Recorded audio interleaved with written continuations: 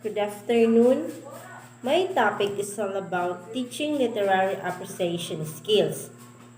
Appreciation has its root appreciate. In French, apprécier, to value or to estimate, meaning to value, to esteem, to be conscious of the significance, desirability, or worth of. According to Webster 1983, appreciation means sensitive awareness. When you say sensitive awareness, example, to be emotionally sensitive is to be aware of your own feelings and the feelings of others. So, emotional sensitivity is a necessary building block for close, satisfying relationships. But some people are too sensitive. So if you are too sensitive, you have a little awareness of the depths of your own feelings except to know that your emotions are powerful and painful. So you are particularly aware of how the behavior of others affects you. So if you are too sensitive, you take things personally or you often react um, defensively to other people. You judge others as being hurtful to you, and your primary interest is in your own experience rather than in what the other person is thinking or feeling. And for discriminating perception, it is a discrimination by perception happens when a person is discriminated against because they are taught that to have a particular protected characteristic when in fact they do not.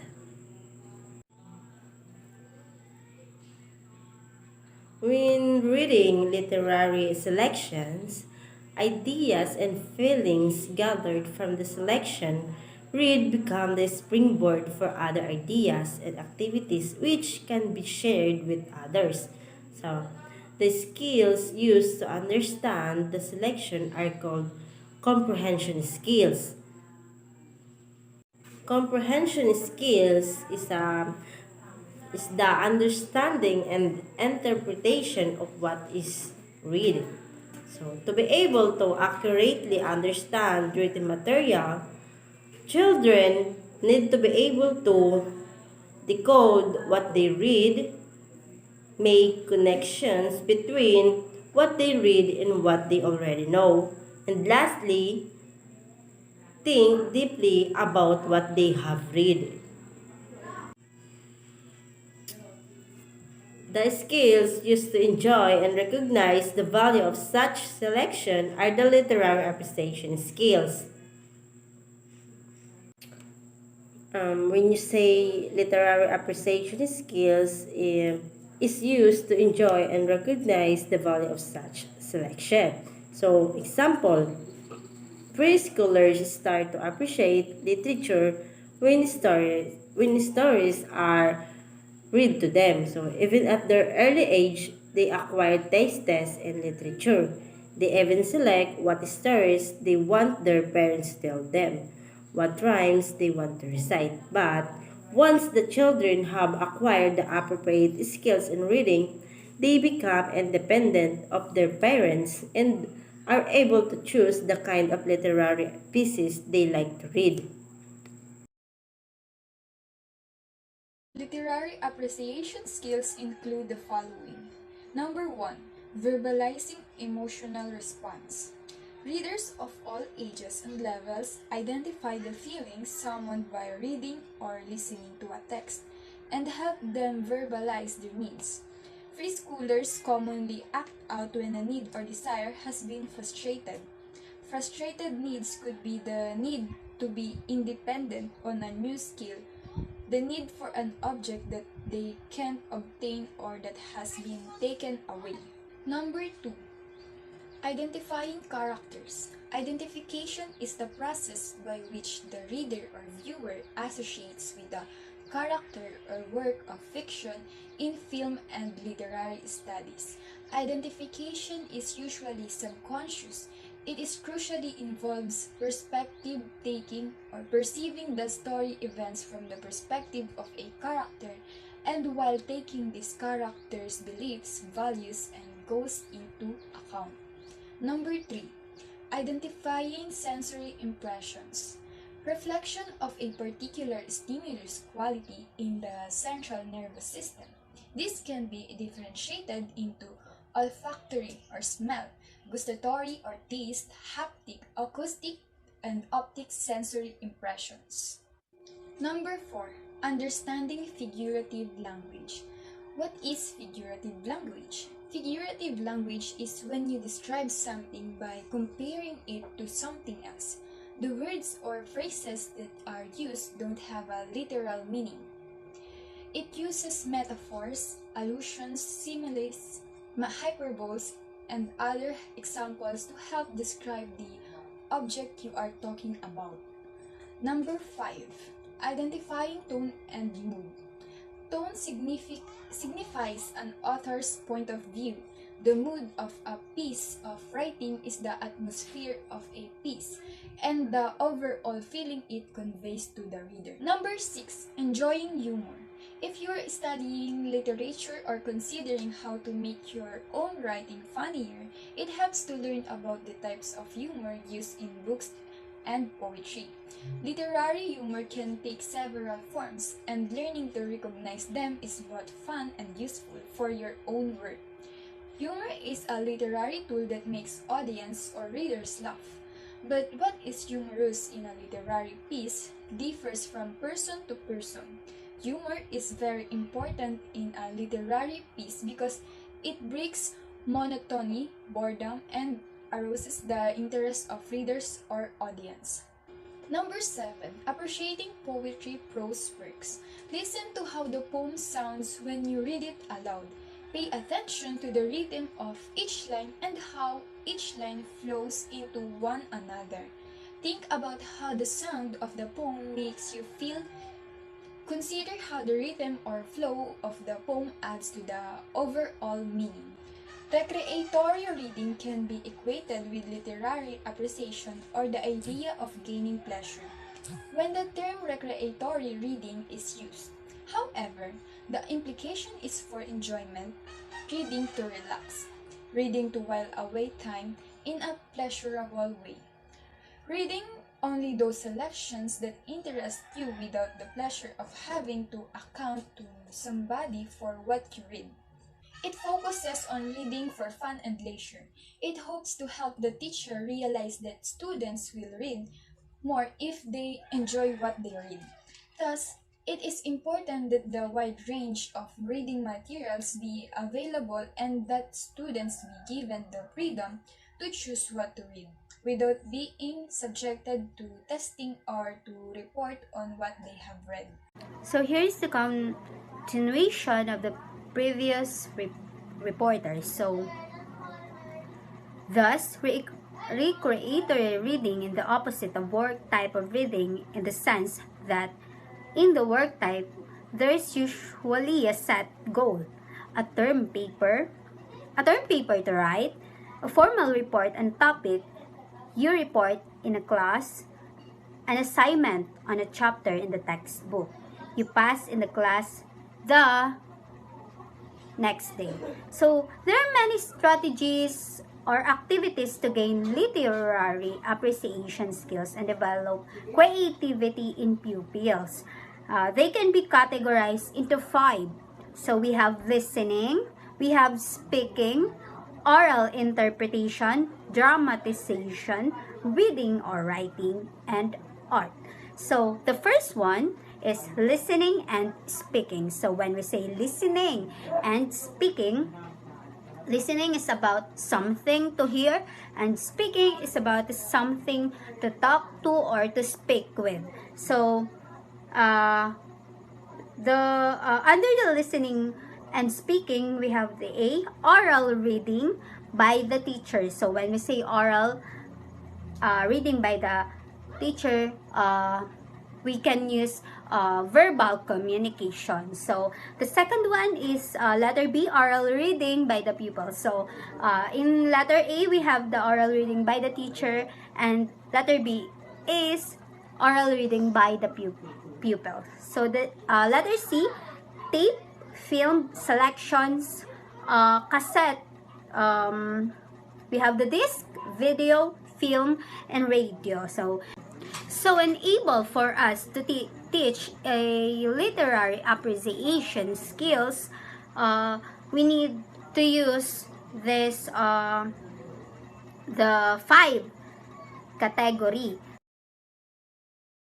So we have the oral reading by the teacher, oral reading by the pupil, tape, film selections, cassette, disc, video, film, or radio, through anything that can made by technology. And we have the panel discussion.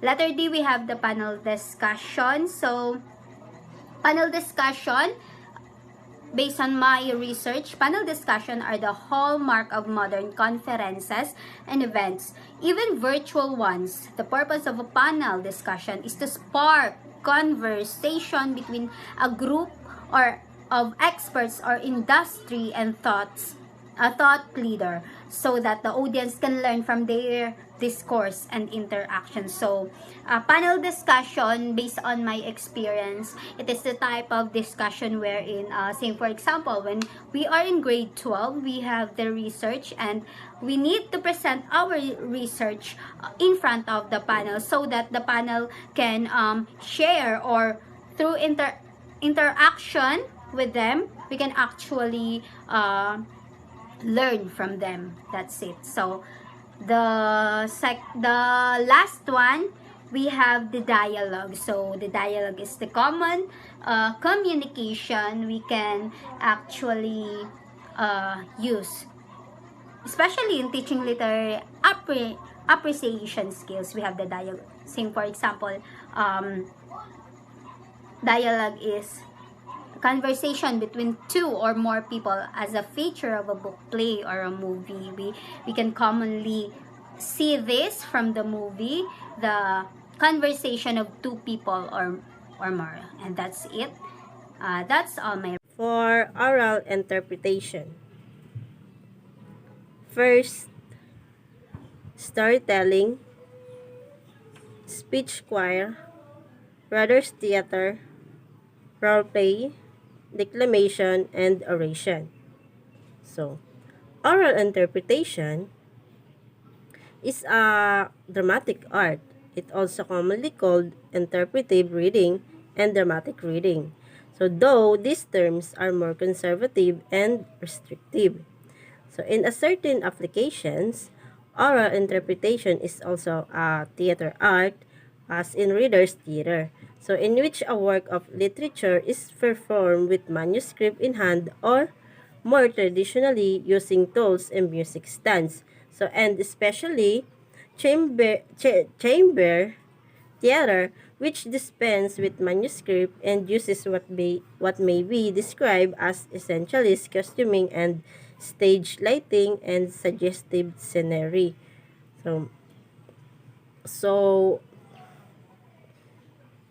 historically essential to Charlotte Lee definition of oral interpretation is the fact of the performer is reading from a manuscript. So this perspective, once the majority view, so has long since become the minority opinion on the question, so that whether one is or in its intellectual, emotional, and aesthetic entirety. According to Charlotte Lee, the definition of oral interpretation is the fact the performer is reading from a manuscript. So this perspective, once the majority view, has long since become the minority opinion on the question, so that whether one is or is not reading from a manuscript, the art retains the same name. So because oral interpretation is an essential dramatic element in all performance art, even dance, in which the oral element is most typically a silent element. So all actors or singers, storytellers, or etc. are interpreters, but not all interpreters are necessarily actors or singers or storytellers, and so on and so forth. So for dramatization, first role play, chamber theater, skit, play, movie, o pantomime, or pageant. Dramatization is story dramatizations are based on a story that students are familiar with. So while it is a plan by students, a script is not necessary. Students know the story and characters well enough to improvise action and dialogue. So the dramatization can be recast with different students playing different parts each time. It is played so that everyone has an opportunity to step into the rules. So many stories have characters and elements that can be played by several students so that all can participate in a story dramatization.